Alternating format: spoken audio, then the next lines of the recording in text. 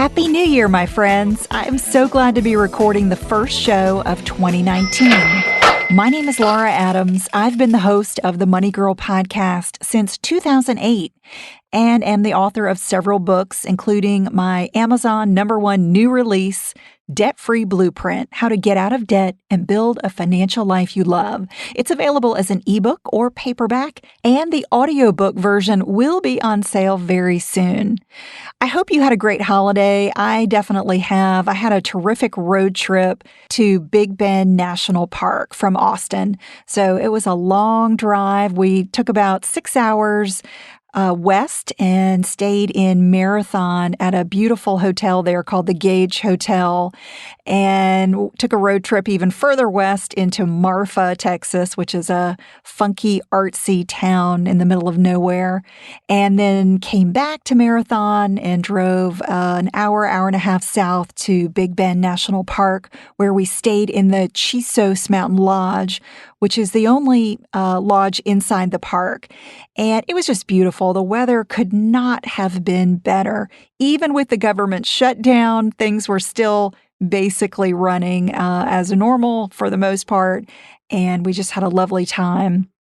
We drove back to Austin and had Christmas here, and then took a flight to Charleston, South Carolina to spend several nights with my family there. So we've had a nice trip. And tonight we're going to see Willie Nelson in Austin. I saw him many years ago in Atlanta, and I figure he's getting pretty old. So it's time to see Willie Nelson here in Austin. It could be one of the last times. Who knows?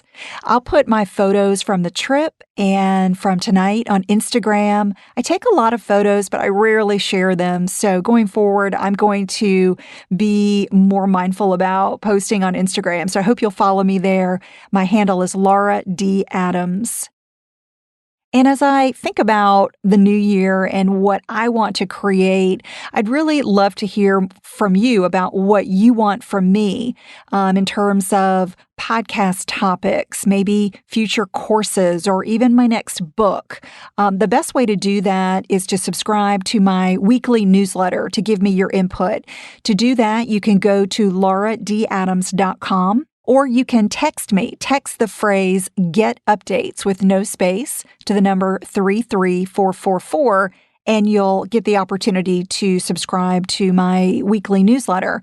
So in the next newsletter that I send out, I'll give you an opportunity to give me some ideas on what you're interested in. Do you want to learn more about investing? Do you want to learn more about being a freelancer, a solopreneur, running your own business?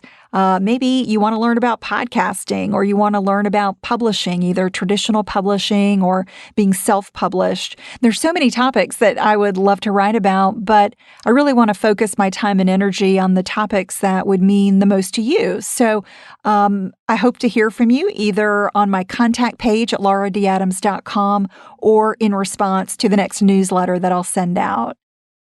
And on this show, I'm going to focus on 10 habits that can keep you from building wealth and growing rich. I think a lot of times we have many ingrained habits, either subconsciously or consciously, and those habits are not great. And so sometimes it's not about getting new habits, but it's really about kicking old habits that are not serving us well.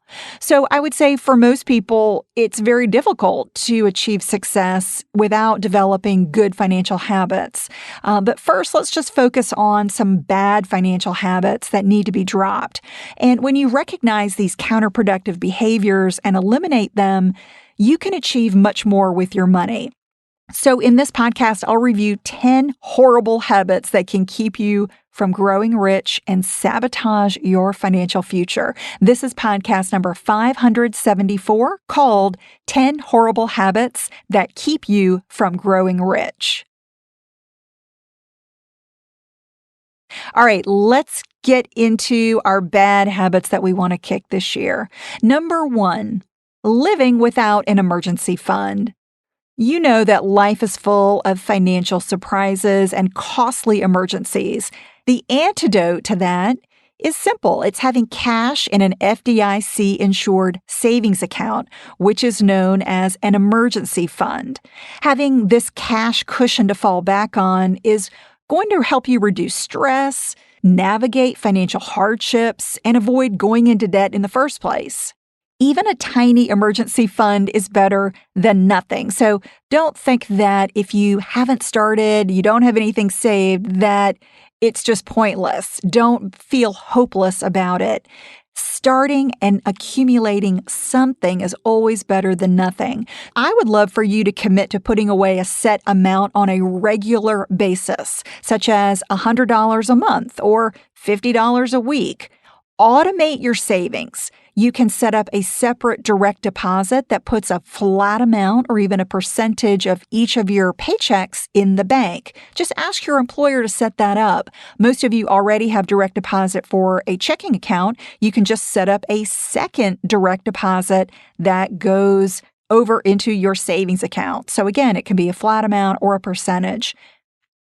If you're self-employed, you can create a recurring transfer that moves money from your checking into a savings account on a monthly or weekly basis. The bottom line is that out of sight means out of mind, so it's much easier to save when it's automated and you're not tempted to spend that money. And if you say, well, Laura, money is just too tight to even save $5 a week, you need to come up with solutions. Try working overtime, getting a second job, starting a business on the side. It doesn't have to be forever. It could just be some overtime or a second job until you reach a savings goal.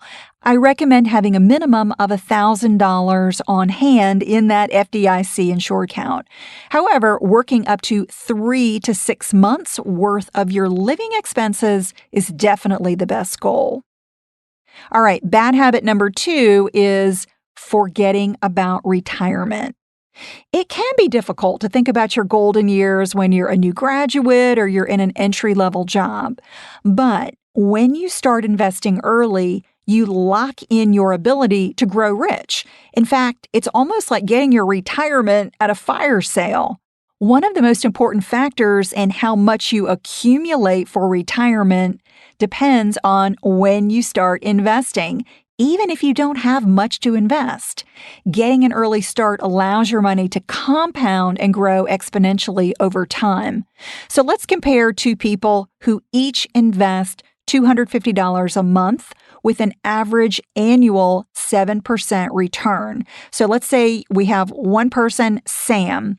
He starts investing at age 25. He's going to have over $650,000 by age 65.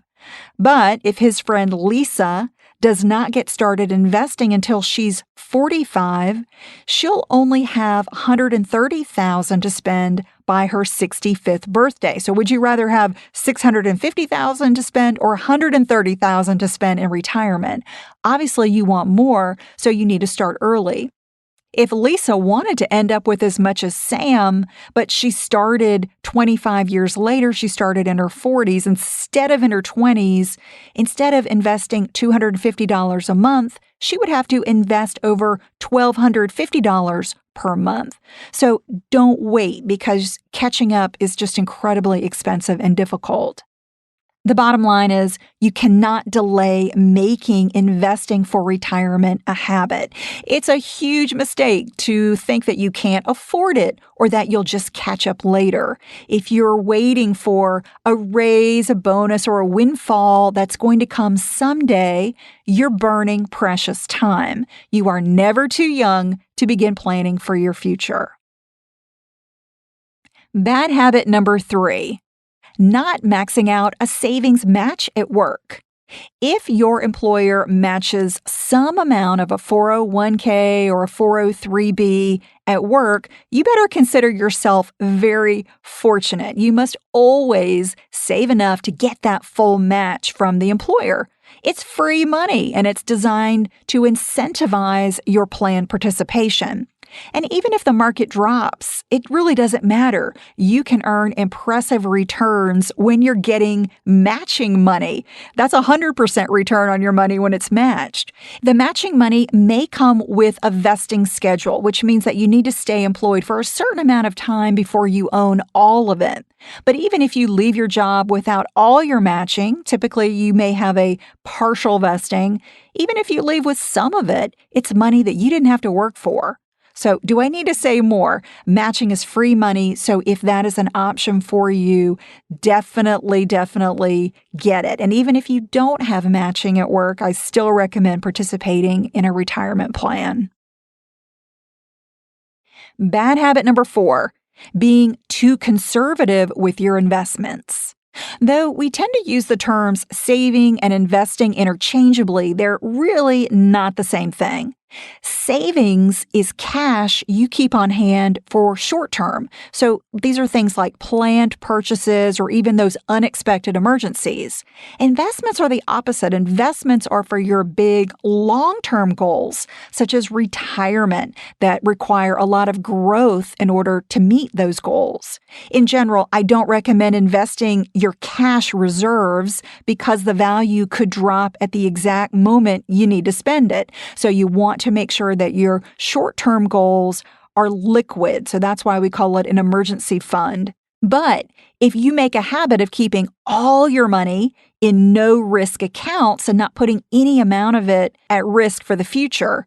So if you're thinking, well, I'm just going to keep my retirement money in a bank savings account or a CD, problem is, inflation is going to rob you of spending power over time. You've got to make at least 3% or more to keep up with inflation. So if you're making less than that in a CD or savings account, you're actually losing money over time. So that's not where you want your retirement money to be.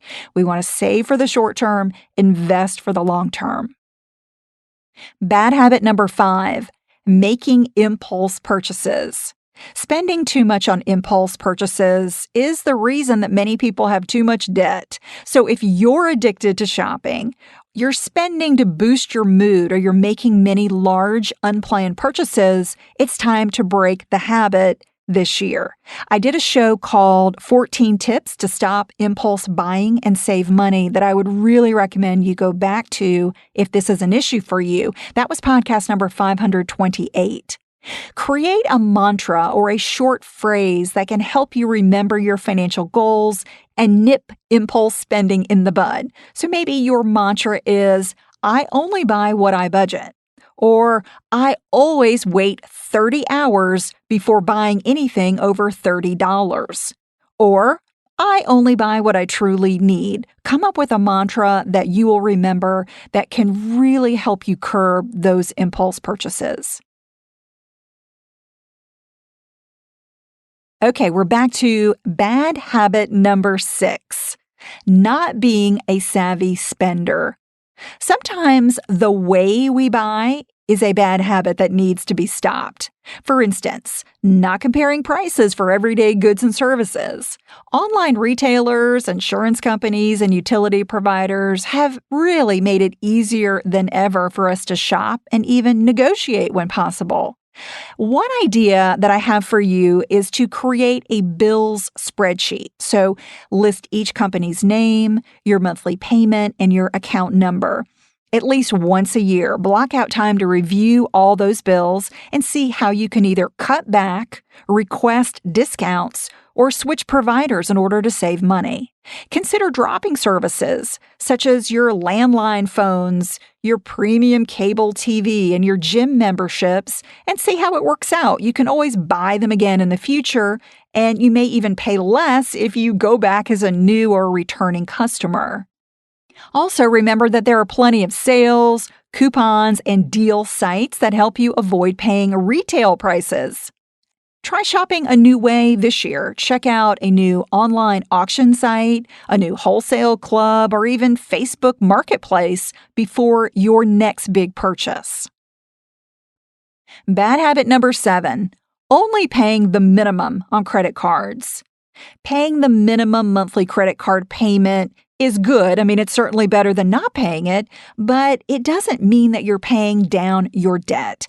In fact, your balance can actually be increasing if you are accruing more interest each month. So make it a habit to pay off your entire credit card balance each and every month. When you use credit cards responsibly, they definitely come loaded with benefits, such as rewards, purchase protection, and convenience at no cost to you.